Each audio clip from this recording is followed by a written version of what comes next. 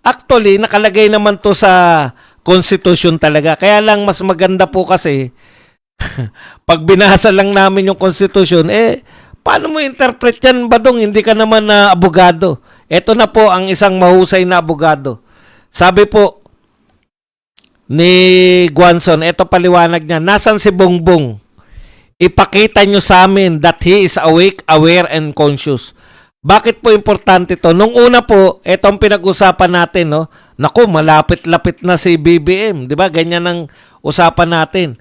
Malapit nang umupo si BP Sara. Hindi po pala ganun.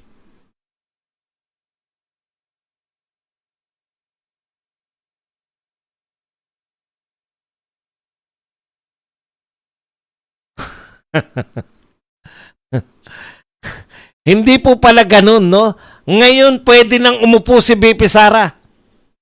Ngayon mismo. Ito po yung kondisyon. Ayon po sa matatalinong abogado. Kasi pag yung kinakailangan na si BBM ay awake, aware, and conscious para manatili siya sa pwesto. Teka lang, Badong. Bakit hindi kayo pumapalag? 'Di ba? Ito magandang usapan 'to eh. Bakit hindi kayo pumapalag na hindi caretaker si BP Sara pag tuwing aalis si BBM sa ibang bansa? Atin siya ng mga APEC, atin siya ng Southeast Asian Summit, ASEAN Summit. Bakit hindi kayo pumapalag pag ina-assign niya yung kanyang ES bilang caretaker? Ay ibang usapin po yun. Yun po, umaatin lang siya. Nariyan pa rin siya. Anytime makakagampan siya dahil sa technology natin. May biglang naging problema sa Pilipinas, anytime matatawagan siya. Iba po ang sitwasyon ngayon. Ang sitwasyon po ngayon, nakita po, nag-appear, hindi po siya nagpapakita ng live dyan sa mga supposedly inaatinan niya. Mahalaga man o hindi, na mga pagtitipon na naka-schedule siya, hindi siya nakaka-attend. So, ibig sabihin, meron siyang hindi nagagampanan na function ng presidente. Ikalawa, nakita yung pamamayat kasi gusto nila ipakita na buhay pa si BBM. Kita ng lahat ng tao, pati si ES Recto, Executive Secretary Recto, ay nakita po ng mga tao. Okay, na namayat talaga si BBM. So, ibig sabihin, aminado rin sila na dinala sa St. Luke's. Si BBM mismo nagsasabi na siya ay naggagamot. Si BBM mismo nagsasabi na nag-antibiotic siya. Dinadaan sa gamot. At ito po ang importante. Si BBM mismo yung nagsabi na pinagpapahinga siya ng mga doktor. So, ibig sabihin, at siya rin ang nagsabi na hindi siya pwedeng magpahinga. Kung hindi siya pwedeng magpahinga, nakatulad ng sinasabi niya, asan siya sa mga official function? 'Di ba? At nakikita natin sa mga pagpapakita nila ng video na gusto nila ipakita na buhay pa si BBM, nakikita natin na ang tindi ng ipinayat. Sabi nga ng kasama ko sa Birada, si Bisnak, wala pong isang buwan. Grabe po ang nahulog na sa katawan ni BBM. Hindi po tayo medical doctor eh. Kaya nga po, yun yung panawagan natin. Bakit ayaw ninyo,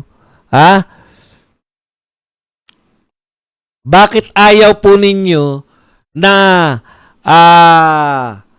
magpakita ng medical bulletin?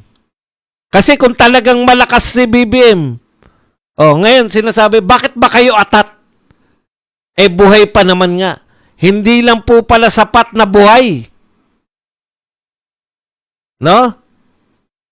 Hindi po sapat na buhay lang.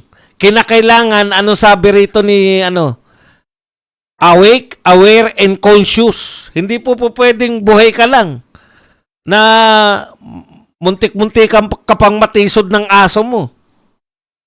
Kasi tawan-tawa sa kanya yung aso niya eh. Munti ka na siya matisod ng aso niya na nagngangalang Anticler. Hindi po si Oreo. Ang muntik makatisod si Auntie Claire. Dalawa kasi aso na naroon eh. Baka na ano nyo. Okay. Ituloy natin ha. Mula po sa isang abogado. Kasi pag yung diverticulitis na yan at dumugo na yung large intestine na yan, kailangan na yan ng surgery.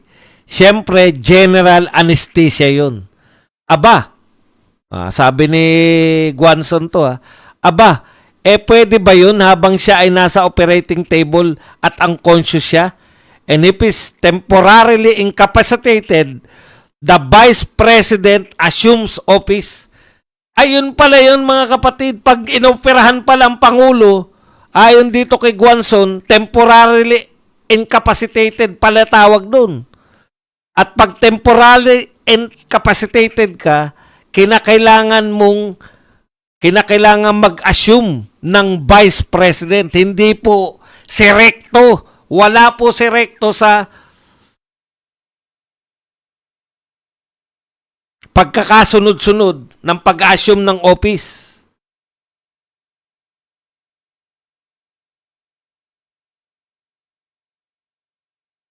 Ito pa po ang mga sinabi, no? Direkta sa kanyang live video. Nasaan si Bongbong? Nasaan si BBM? Ipakita nyo siya sa amin. Live stream. Live stream po, hindi po yung video. Ipakita nyo siya na alive, awake, aware and awake.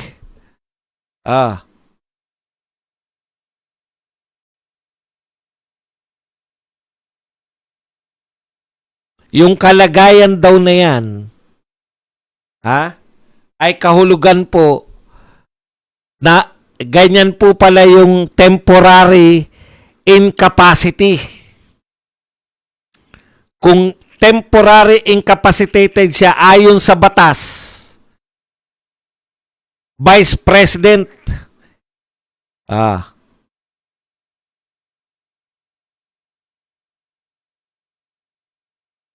ngayon kung sakit na po, unlike po yan ng kasi buhay na buhay ka, nakikipagkamay ka nga kay Xi Jinping, hindi ba sa APEC eh.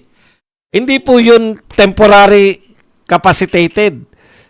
Nagpa-function ka pa rin bilang presidente ng Pilipinas dahil official function yun ng presidente. Caretaker lang ng Malacanang ang iniwan mo.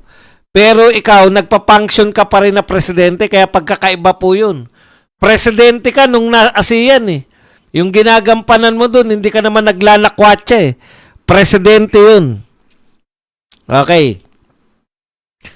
Bilang presidente siya, kaya siya naroon. Hindi bilang bulak-bulero. Kaya nagpa-function pa siya bilang presidente. Hindi po yun iba po to.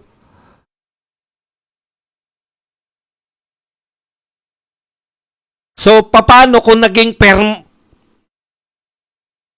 wag naman po, knock on wood,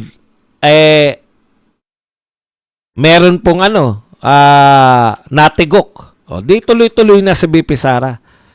Hindi po kasi pwede na isang araw mawalan tayo ng presidente, kaya nga nilagay sa Constitution eh.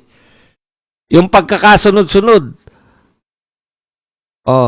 Kahit isang araw lang po yan, hindi po pwedeng ang presidente si recto.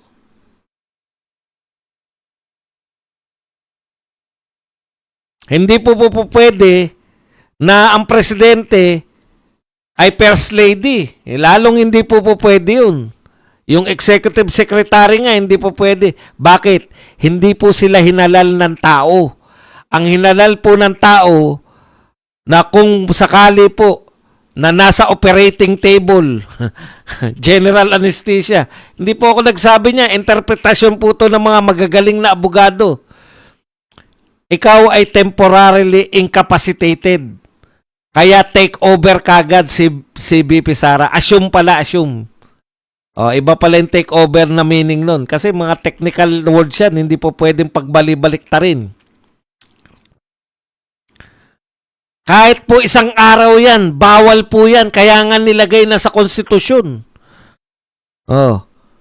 Kaya yung sinasabi ninyo na okay na yun, akala nyo, tawa lang ng tao si Andre. Hindi po kasi kayo nagpapakil. Ng pupa. Kiliting-kiliti eh. Kinikiliti yung si Oreo eh. Ang nakiliti yung isang aso eh. Okay, napakalinaw po na malaking paglabag po yung ginagawa ninyo sa konstitusyon ng Pilipinas. Kaya medical bulletin po ang kinakailangan. Kinakailangan magsalita yung doktor. Ito ba ay kinakailangang operahan? Kung kinakailangan pong operahan, temporary incapacitated pala yun. Uupo na po si BP Sara dapat.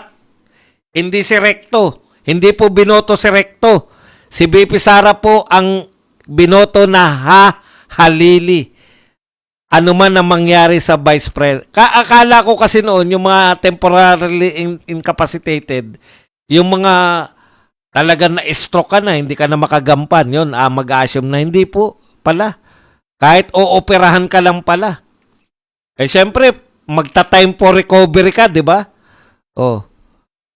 Hindi naman po sa nag-iintriga kami, no? Dahil walang nilalabas, kita po ninyo, habulin ni Nartates yung mga nagpapakalat ng fake news. Wag na po. 'Di ba? Mas maganda. 'Di ba sabi nyo, kayo yan eh. Mas maganda na ma-prevent natin para hindi na kumalat yung ayaw natin pare-pareho na fake news, para hindi na siya kumalat. Maglabas na po kayo ng mula po sa doktor ng St. Luke's. Ano talaga? Ooperahan ba? Kasi ganito po. Palagay na natin. Sabi ni BBM, kinakailangan ako magpahinga eh. Pero ayaw kong sundin yung doktor ko. Kinakailangan po magsalita ng doktor para sabihin na kailangan yan na magpahinga siya. Kasi yung kalusugan po ng Pangulo, public interest po yan. Hindi po yan pribado na wala na kayong pakialam doon. Kung nagpapagaling ang Pangulo, hindi po. May pakialam kami kung gagaling ka, nagpapagaling siya. Baka pag nagtapat kayo, kinakailangan talaga natin pagpahingayin. Hindi naman po kami mga sutil eh. Hindi pa pwede. Kinakailangan si BP Sara. Hindi po ganun. Pero tapatin nyo lang kami. Kasi kung pagpapahinga, kinakailangan po ng 2 linggong pahinga. Yung ba naman, hindi dapat si BP Sara na. Siyempre, maunawaan naman namin yun. Pero pag sinabi ng doktor, pag hindi nagpahinga yan, lalala yan. Ibang usapan na yun. Kasi po, di ba ganyan tayo, mga empleyado? Nagpaalam ka. Di ba? Na ikaw ay may sakit-sakitan ka man o ano, kinakailangan pagbalik mo, lalo na kung ilang araw ka nagkasakit, meron kang medical certificate sa doktor na fit to work ka. Tama yun, nabasa ko lang dito, fit to work. Pangkaraniwan lang yun ha. Pumasok at hindi magkakagera. Wala kang pagpapasya na dapat pagpasyahan ng Pangulo ng Pilipinas. Buhay kamatayan ng mga Pilipino. Halimbawa, ang isa sa mga pinagpapasyahan ng presidente, yung gera. 'Di ba? Yung lulusob ka ba o magdedeklara ka ng digmaan. Yan po. Imaginein mo. Hindi ka fit to work. May nagdikta sa'yo. Girahin na natin. Oo nga.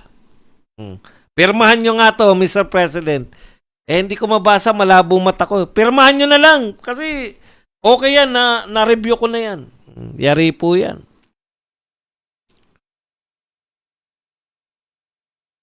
Kinakailangan po natin na fit to work kasi halimbawa, eto na, wag na yung mga gera kasi parang imposible. Yung mga binito na lang, putya, bibito ko to. Yung binito nyo, yung pala, pagtaas ng sweldo. Halimbawa, yun yung, di ba, ang dami na apektuhan.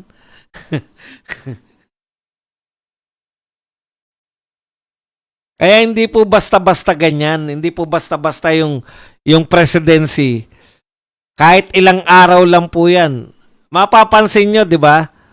Yung mga mayor, yung halimbawa, eto yung mga usapin dyan eh.